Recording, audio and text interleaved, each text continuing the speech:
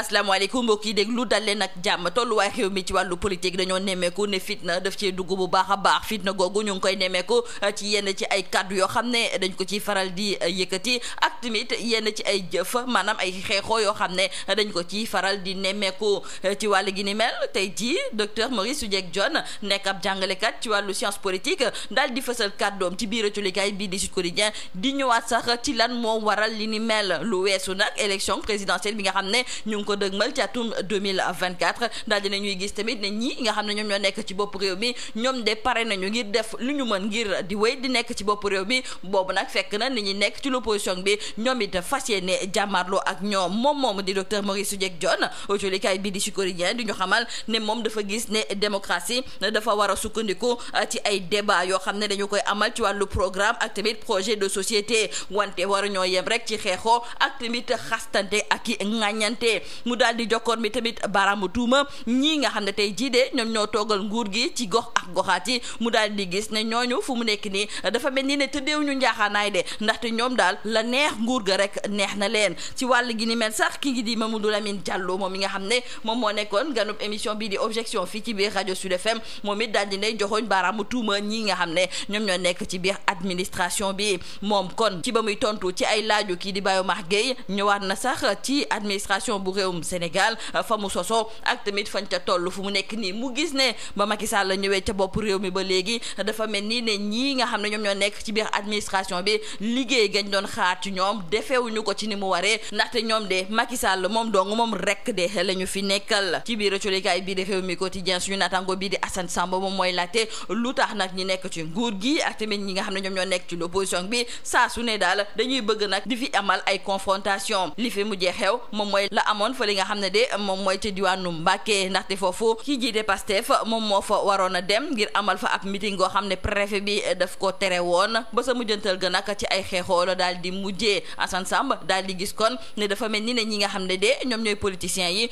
ñoom la leen neex rek de wante seetuñu nag li nga xam ne daal moom mooy tax ba réew mi fitna du fi juddu ba réew mi fitna du fi juddu ci wàllu fitna googu sax njiitu réewum Sénégal di Macky Sall moom mooy fësalay kàddoom di xamle ne du bàyyi kenn nag muy caxat-caxatee réew mi autolikaay bi di Le Quotidien di xamle ne archevêque bu Dakar monseigneur Benjamin Ndiaye moom it dafa mel ni ne bëggul ñu yee fitna fi nga xam ne moom mooy ci biir réew mi loolu moom moo tax ba autolikaay bi di Le Quotidien di ñu xamal ne ba Macky Sall demee fa li nga xam ne moom mooy ca Popenguine moom daal dinay waxtaan ak moom ci tolluwaay réew mi ci wàllu politique ak tamit ci wàllu social mu koy xamal ne waxtaan mun nañu ko fi amalee te lépp ñu daal di koy teg ci jàmm ñu desandi ak njiitu réewum Sénégal di Macky Sall ndaxte fa li nga xam ne de moom mooy ca palais de la République ña fa nekk ñoom fu mu nekk nii moom Idrissa Seck la ñuy bañ a teg gët la ñu bëgg sax moom mooy Idi nañu ko jëlee ca bopp conseil économique social et environnemental ndaxte ñoom la ñu gis moom mooy ne Idi dafa bëgg a wuutu ki nga xam ne de moom mooy Macky Sall Ousmane Sonko ci njeexteelu ay bés bi demoon na fa li nga xam ne moom mooy ca Walf TV ngir daal di leen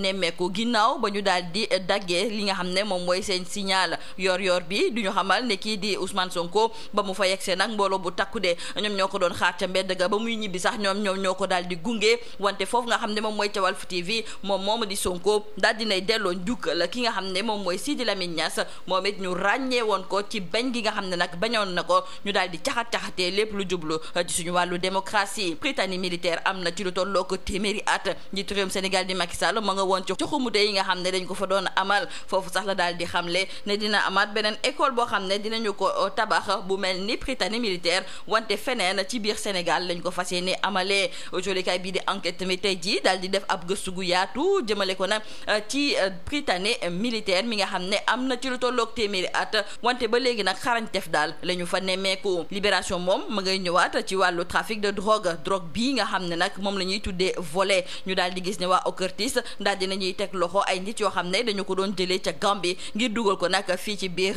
réew mi am na ci lu tolloog juróom-ñaar téeméer yu tegal juróom-benn fukk ak benn pilule yoo xam ne daal fii ci biir Dakar la ñu ko bëggoon indi wante mujjee nañ ko teg loxo fa li nga xam ne kon moom mooy ca Karang autolikaay bi di libération sax dañu nettali ne ñeeña ci ñoom nekk ay doomu réewum Sénégal dañ doon jël drogue boobu di ko nëbb ci seen biir tubéy wala boog di ko dugal ci ay potu chips lépp rek ngir bugg ko dugal nag fii ci biir réew mi ñu daal di nemmeeku tamit ne am na ay jigéen yu bàyyee ko ca Gambie yoo xam ne it bokk nañu nag ci réseau boobu jeexale ko wàllu lamb ak jolikaay bii di sunu lamb ma ngay ñëwaat ci combat bi amoon démb ci diggante Bombardier ak kii nga xam ne de moom mooy Tapha Tine. Combat boobu nag kii di Tapha Tine moom moo ci mujjee am ndam ndaxte ginnaaw ba ñu daal di bëree ci lu tollook ñaari simili ak lu tegal kii nga xam ne nag moom mooy Bombardier moom dafa am ab damm-damm goo xam ne dañ ko faa mujjee jëlee sax yóbbu ko ba ca hôpital principal ñu mujjee jox kon ndam li ki nga xam ne de moom mooy Tapha Tine. Jolikaay bii di sunu lamb la mu ca gis moom mooy ne kii nga xam ne kon moom mooy Tapha Tine yóbbu na Bombardier à la retraite. lii moo nekkoon mbokk julikat yi li gën a fës ci biir jolikaay yii ñu leen di ñaanal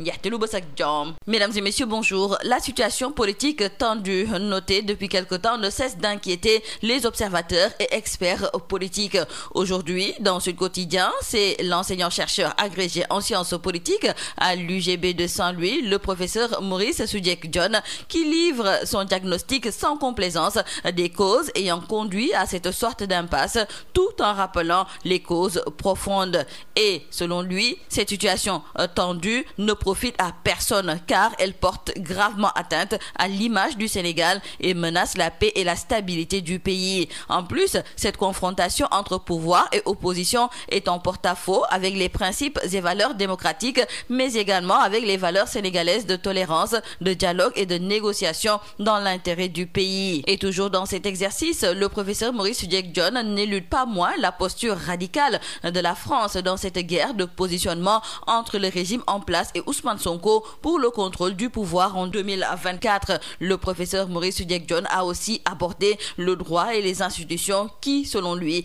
sont manipulées à outrance à des fins de conservation du pouvoir. Et justement, en parlant de la neutralité de l'administration vis-à-vis du pouvoir politique, Mamadou Lamine Diallo, lui, engage la responsabilité de Macky Sall. L'invité de l'émission Objection de la radio au Sud FM, qui répondait aux questions de Bayomar Gueye ce dimanche, a tout d'abord fait l'historique du fonctionnement de l'administration sénégalaise par rapport au pouvoir politique, notamment le parti au pouvoir. Et selon lui, dès l'arrivée de Macky Sall, il y a eu une politisation excessive de l'administration sénégalaise. Et donc, il trouve que c'est une révolution qu'il faut engager au niveau de l'administration parce que c'est fondamental et ces questions doivent être réglées définitivement. Dans le journal Rewmi Quotidien, c'est notre confrère Hassan Samb qui se pose la question de savoir pourquoi pouvoir et opposition cherchent toujours la confrontation. La confrontation tant redoutée a débuté ce vendredi à Mbacké et à Touba. La sacralité des lieux n'y a rien changé. Pouvoir et opposition ont tenu à aller vers la confrontation. Et pour notre confrère Hassan Samb, ce qui est sûr, c'est que si on laisse les hommes politiques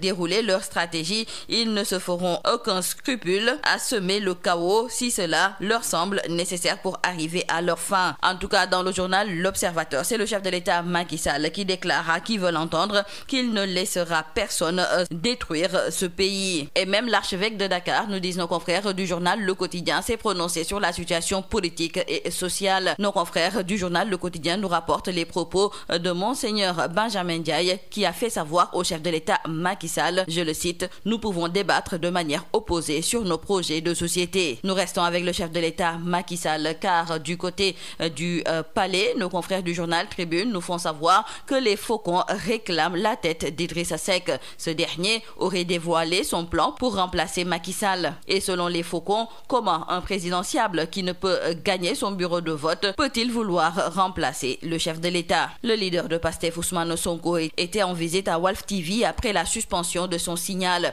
Sonko, nous disent nos confrères du quotidien Yor Yorbi, a rendu un vibrant hommage à Sidi Lamine Niasse, un autre héros de la résistance. Des journalistes comme Omar Dioufal se sont aussi prononcés après la suspension du signal de Walf TV et il dira qu'il est temps de se lever pour mettre un terme aux agissements scandaleux et abusifs et à la limite du grotesque du CNRA. Le Prytanée militaire a 100 ans et c'est toujours l'excellence même dans la durée. Le chef de l'État Macky Sall, nous disent nos confrères du quotidien Le Soleil, a procédé ce samedi au lancement des activités de la commémoration du centenaire du Prytanée militaire. Sur place, le chef de l'État a annoncé l'ouverture prochaine d'une seconde école militaire ailleurs au Sénégal. Dans le journal Enquête, nos confrères nous parlent également du centenaire du Prytanée militaire qui continue d'être un creuset de l'excellence. Trafic de drogue dite volé Lokertis frappe au cœur de la filière gambienne. Nos confrères du journal Libération qui nous en parlent nous informent que 761 pilules destinées à des clients de Dakar ont été saisies à Karang lors d'une opération déroulée en 3 séquences. Omar Cissé, un des Sénégalais arrêtés, cachait un sachet de 60 pilules dans son anus. Ousmane Camara, un Gambien, lui tombe avec 195 pilules planquées dans des pots de chips. Et Lamine Cissé, un autre Gambien, avait quitté la Gambie avec 293 pilules dans son caleçon. Awa Bousso, également une Gambienne, avec 99 pilules dans son slip. Terminons par la lutte. Le B52 perd par décision médicale après 2 minutes 45 secondes. Pour nos confrères du journal Sunu Lamb, Tapha Tine a chassé Bombardier de l'arène. Le B52 de Mbour a été évacué à l'hôpital principal. C'est tout à vos journaux et très bonne lecture.